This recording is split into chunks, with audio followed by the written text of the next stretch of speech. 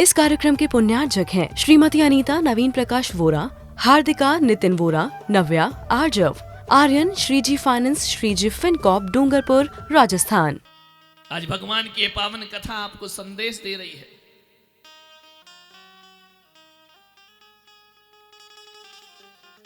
बहुत कम ऐसा होता है, महान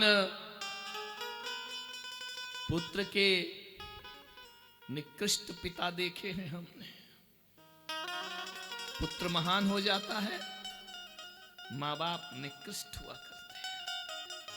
हमने तो ऐसा भी देखा है डूंगरपुर वालों कि माँ बाप महान होते हैं तो औलाद निकृष्ट पैदा हो जाती है। माँ बाप अच्छे होते हैं, चरित्रवान होते हैं, औलाद चरित्रहीन हो जाती है। माँ बाप जीवन भर अपने जीवन को आदर्श में बनाते हैं, पुत्र औलाद उनके आदर्श को मिट्टी में मिला दिया करती है। और हमने ऐसा भी देखा है कि कभी किसी के बच्चे बड़े महान होते हैं लेकिन माँ बाप शराबी होते हैं, जुआरी होते हैं, बच्चे के आदर्श को वो मिट्टी में मिलाया करते हैं। बहुत कम घर होंगे जिसमें पुत्र भी महान हो और पिता भी महान हो। ऐसा घर जानते हो किसका है? ऋषभदेव भगवान का। नाभि राय जैसे पिता भी महान और ऋषभदेव से पुत्र भी महान हुआ करते हैं। और ऋषभदेव एक महान पिता के महान पुत्र ही नहीं थे, महान पुत्रों के महान पिता भी बनकर के उन्होंने दिखाया। हर महानता उनके घर में। नाभि राय अपने तरह से महान थे, ऋषभदेव अपने आप में महान थे, भरत चक्रवर्ती अपने में महान थे और बाहुबली अपने आप में, सबने महानता के शिखर को छुआ है। हमारे घरों में ऐसा नहीं होता। सास अच्छी है तो बहू आ जाएगी, लड़ा झगड़ा लो। किसी की बहू अच्छी है तो सास जीना नहीं देगी, उसे ध्यान रखना। सारे महान पद ऋषभदेव के घर में है। अंतिम मनु नाभि राय, अंतिम कुलकर का दर्जा मिला उन्हें।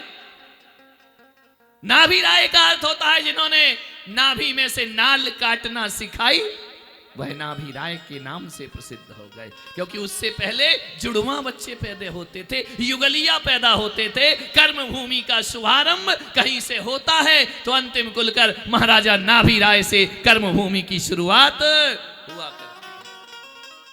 बच्चा पैदा होता है तो नाल आती है ना उसकी नाभि में, उसको काटने का लोगों ने देखा, ये क्या है? जन्म होते ही ये क्या नाभि जुड़ी हुई है?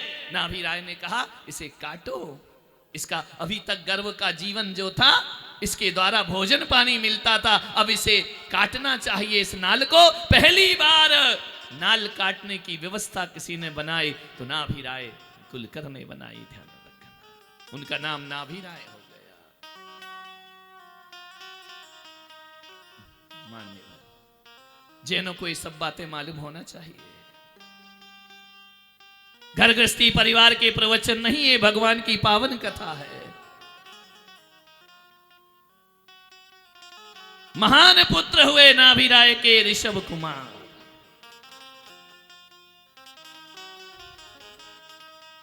महान थे अपने आप में, पुत्र और भी ज्यादा महान पैदा हो गया। तीर्थंकर जैसा पुत्र। एक बात याद रखना डूंगरपुर वालों, तीतर जैसे पुत्रों को तो हजारों माताएं जन्म देती हैं, लेकिन तीर्थंकर जैसे पुत्रों को सब नहीं दिया करती हैं। बिरली कोई माता मरुदेवी, बिरली कोई त्रिशला देवी, बिरली कोई माता वामा होती है जो अपनी कोख से तीर्थंकरों को जन्म दिया करती है। बिरली माताएं होती हैं, सब नहीं होती हैं। मान्यवर, महान पिता के महान पुत्र हुए ऋषभ कुमार।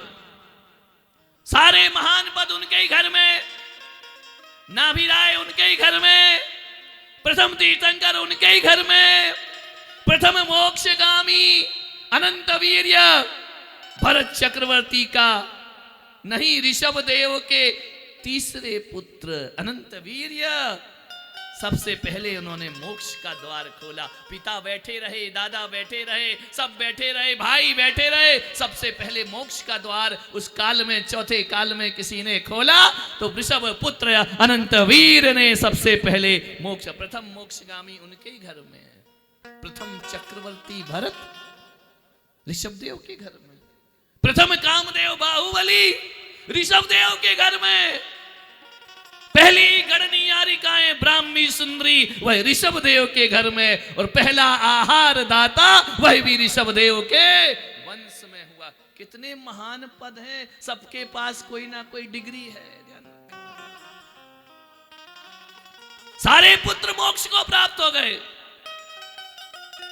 क्यों ना होंगे? जिसका बीज ऐसा है उसका वृक्ष भी वैसा होगा, उसके फल भी वैसे होंगे। सौभाग्यशाली बनो, तीर्थंकर ना बन सको तो कोई बात नहीं, इतना पुण्य कमाओ डूंगरपुर वालों कि कहीं ना कहीं हम तीर्थंकर के पुत्र ही बन जाएं तो भी हमारा जीवन सार्थक। पुत्र तो छोड़ो, उनके दास ही बन जाओ तो भी कल्याण होने में ज्यादा देर। दास तो बन सकते हो ना, उनकी औलाद तो तुम नहीं बन सकते। ध्यान रखना, कितनी भी कोशिश कर लो, इस काल में उनकी औलाद नहीं, लेकिन उनके दासों के भी दास जो बन जाते हैं वो भी मुक्ति के भागी हो जाते। इतनी महिमा हमारे तीर्थंकर भगवान की। बोलो केसरिया लाल की जय, बोलो ऋषभदेव भगवान की जयकारे इसलिए लगाता हूं कि जाग जाओ, सो मत जाना।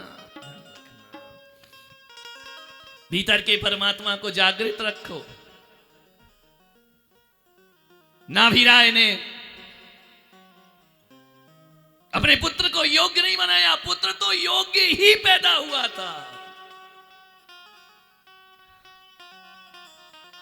मानिवर डूंगरपुर वालों में आप आज से इस प्रसंग पर इतना ही कहना चाहता हूं कि तुमने इतना पुण्य नहीं कमाया है कि तुम्हारा पुत्र योग्य पैदा हो, तुम्हें योग्य बनाना पड़ेगा। हम साधारण लोग हैं, हम संसारी लोग हैं। अपने बच्चों को ऐसे संस्कार दो, ऐसे संस्कार दो। एक पिता का दायित्व है, एक पिता का कर्तव्य है कि अपने बच्चों को इतना योग्य बनाओ, इतना योग्य बनाओ कि वो विद्वानों की सभा में आगे बैठने की काबिलियत रखता हो, संतों से बात करने की हैसियत रखता हो। इतना योग्य अपने बेटे को बनाओ कि पिच्छी भले ना, लेकिन संतों का कमंडल पकड़ने का सौभाग्य उसको अर्जित होना चाहिए। इतना योग्य बनाओ अपने पुत्रों को। और बच्चों का भी कुछ दायित्व है। ऐसा जीवन जियो, ऐसा जीवन जियो, इतना महान जीवन जियो, तुम्हारे पिता को लोग देखें तो बोले अमुक चंद जी कौन सा पुण्य किया था जो संतों जैसी संतान, भगवान जैसी संतान तुम्हारे घर में पैदा हुई है। कह सकता है कोई? है ना, जितने पात्र बने हैं ना, सौधर्म, ईशान, सानत कुमार, ऋषभ कुमार, सैनिक, ये जो बने हैं ना, करोड़पति होंगे, अरबपति होंगे दुनिया में। लेकिन आज तुम्हारे इस भेष को देख के मुझे लगता है कि जरूर तुम्हारे माँ बाप ने कुछ पुण्य कमाए होंगे जो तुम्हारी जैसी संतानों को उन्होंने जन्म दिया है। लाखों रुपए लोग नए वर्ष आ रहा है, विदेशों में जाते हैं, कोई अमेरिका जाता है, कोई दुबई जाता है, कोई यहां जाता है, पैसा बर्बाद करके आता है। धन्य हो तुम पुत्रों अपने पिता के कि अपनी कमाई हुई चंचला लक्ष्मी को ऋषभदेव की कथा में समर्पित कर रहे। ये पुण्य है तुम्हारा, लक्ष्मी को पुण्य में लगा रहे। पुण्यात्मा, अपने को पुण्यात्मा समझो। ये पैसा आपने कार में नहीं लगाया, मकान बनाने में नहीं लगाया, विषय भोग की वस्तु में नहीं लगाया। ये मत सोचना कि हमारे 5 लाख बेकार गए, हमारे 7 लाख बेकार गए, वो बेकार ही चले जाएंगे फिर। ध्यान रखना, नहीं, ये सोचो कि धन्य है ये 2024 जो हमारे घर में, हमारे नगर में ऋषभदेव का चरित्र लेकर के यहां पर आया। सौभाग्यशाली हो। डूंगरपुर में और पैसे वाले नहीं है क्या? है ना? उनको भगवान ने एक्सेप्ट नहीं किया, उनको नहीं समझा इस योग्य, तुम्हें ही समझा है, इसलिए तो तुम्हें यहां इंद्र बना करके बिठा दिया है। अभागे होंगे वो लोग जो धन दौलत से विषय वासनाओं को भोगते हैं, अभागे हैं वह लोग। आपसे कह सकता हूं, क्या हो रहा है? अभी कहा जा रहा ना कि विधान में बैठो, पूजा में बैठो, बैठते हैं, देखते हैं, हो कर्महीन हो, भाग्यहीन हो, जाते हुए वर्ष में भी भगवान की पूजा अपने हाथ से नहीं कर सकते हो। 2025 का स्वागत भगवान के अर्घ से करना चाहिए, 2025 का स्वागत भगवान के अभिषेक से करना चाहिए, 2025 का स्वागत भगवान की अर्चना से करना चाहिए। सोच रहे हैं, विचार रहे हैं, सकल पदार्थ या जग माही, कर्महीन नर पावत नाही। कर्महीन लोग होंगे। जीवनवारी में बहुत मन लगता है। जिनेंद्र भाई, तुम अध्यक्ष हो पुलक मंच के, जीवनवारी नहीं रखी? पागलो, घर में खाना बहुत पड़ा है। ये पूछो कि जिनेंद्र भाई, भोजन की थाली नहीं, पूजन की थाली हमारे लिए तैयार है या नहीं है? हमारा जीवन सार्थक और धन्य होगा या नहीं होगा? पूजन की थालियां खोजो, जीवन की थालियां मत खोजो। पैसा तो सबके पास होता है, वेश्या के पास भी पैसा होता है, लेकिन उसका पैसा धर्म में लगता नहीं है। सौभाग्यशाली हो जो धर्म में पैसा लग रहा है। ऐसे ही महान पुत्र पैदा हो जाएगा तुम्हारे घर में। ना पूजा करो, ना पाठ करो, ना भगवान का अभिषेक करो, ना मंदिर में मन लगे, तुम्हारे घर में राम पैदा हो, रावण पैदा होगा, रावण, ध्यान रखना। कंस पैदा होंगे तुम्हारे घर में। किसके घर में महान लोग पैदा होते हैं? जो ऐसे महान काम किया करते हैं। न जाने यहां क्या है, हमारे वहां तो एमपी में, उत्तर प्रदेश में यदि हम बोलते ना, हजारों लोग पूजन पाठ करने के लिए बैठ जाते, भगवान की आराधना करने को बैठ। रोज अनाउंसमेंट हो रहा, इंद्र बनो, इंद्र बनो, पूजा करो। भगवान जाने क्या मती मारी गई है। सोचना, सार्थक करो जीवन। महान पिता के महान पुत्र, 100 पुत्रों को जन्म दिया। एक पुत्री 100 पुत्र को यशस्वती कर जन्य। बड़ी रानी ने कितनों को जन्म दिया? एक पुत्री 100 पुत्र को। तुम्हारे कितने हैं? बोलो बोलो। तुम्हारे 3 हैं महामंत्री जी, तुम्हारे वालों के पूछना कितने हैं? एक। ऐसे ही जैन धर्म बचेगा, ऐसे ही जैन संस्कृति चलेगी एक एक औलाद से। वो दुकान चलाएगी, तुम्हारा बुढ़ापा सुधारेगी, अपना भविष्य बनाएगी, संतों की सेवा करेगी, या मंदिर जाएगी, या विदेशों में जाकर एक पुत्र अपना घर बसा लेगा। क्या होगा एक पुत्र से? किसके वंशज हो तुम? 100 पुत्र पैदा हो। डूंगरपुर वालों, कम से कम 3 तो पैदा करो रे, 3 तो औलाद पैदा करो। एक में ही डर गए। तुम्हारे बाप ने 4 पाले हैं, तुमसे एक नहीं पलता है। ध्यान रखो, फैशन बन गया, एक पुत्र, एक पुत्र, एक पुत्र। जब गला दबाएगा ना, फिर किसके पास जाओगे? जब भेजेगा ओल्ड हाउस, तब कहां जाओगे? दूसरा बचाने वाला भी नहीं है। पड़ोसियों से ऐसे संबंध बना रखे, मर जाओ, एक तो बेटा आएगा नहीं, पड़ोस से संबंध अच्छे नहीं, तुम्हारी अर्थी उठाने वाला नहीं मिलेगा। ध्यान रखना, इतने तो हो। एक पुत्र अपने पास रख लेना, नहीं पले तो पुलक सागर के दरवाजे पे डाल देना। पैदा तो करो मेरे भाई, चिंता मत करो उसकी, कैसे पलेगा। बच्चा पैदा होता है ना, कुछ लेके नहीं आता है, कल के भोजन की व्यवस्था लेकर नहीं आता, यहाँ पैदा होता है और माँ के आंचल में दूध की धार फूट पड़ती है। ध्यान रखना, प्रकृति अपनी व्यवस्था स्वयं करती है। तालियां नहीं चाहिए मुझे, बच्चे चाहिए, बच्चे। ताली बजाने से क्या हो जाएगा? बच्चा पैदा होता है कि ताली बजाने से? विचार करिए। संतानें चाहिए, जिन शासन के सपूत चाहिए। मुझे पुलक सागर को अकलंक और निकलंक चाहिए। मुझे पुलक सागर को अपनी समाज में भरत चक्रवर्ती चाहिए। राजा सोम, राजा श्रेणिक और राजा श्रेयांश चाहिए। ध्यान रखना। कौन था मैं?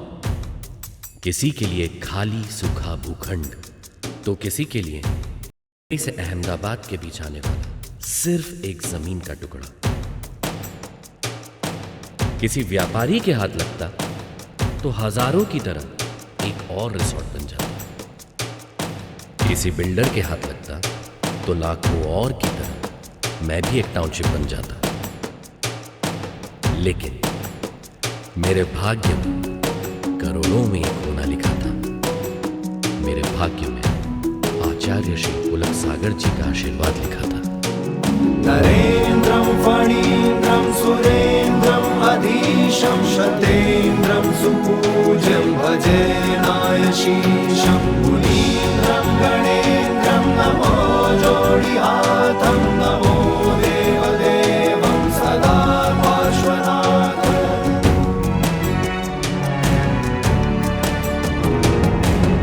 मौन था मैं स्वर्ग कहाँ से आया, खाली भूखंड को दे दी उसने काया। मौन था मैं स्वर्ग कहाँ से आया, खाली भूखंड को दे दी उसने काया। तीर्थ बनाया मुझको सजाया, तीर्थ बनाया मुझको सजाया। खाली भूमि छू के मेरे पुलक जी ने की कृपा जय शरणम मना। इस कार्यक्रम के पुण्यार्चक थे श्रीमती अनीता नवीन प्रकाश वोरा, हार्दिका नितिन वोरा, नव्या आर्जव, आर्यन श्रीजी फाइनेंस श्रीजी फिनकॉप डूंगरपुर राजस्थान।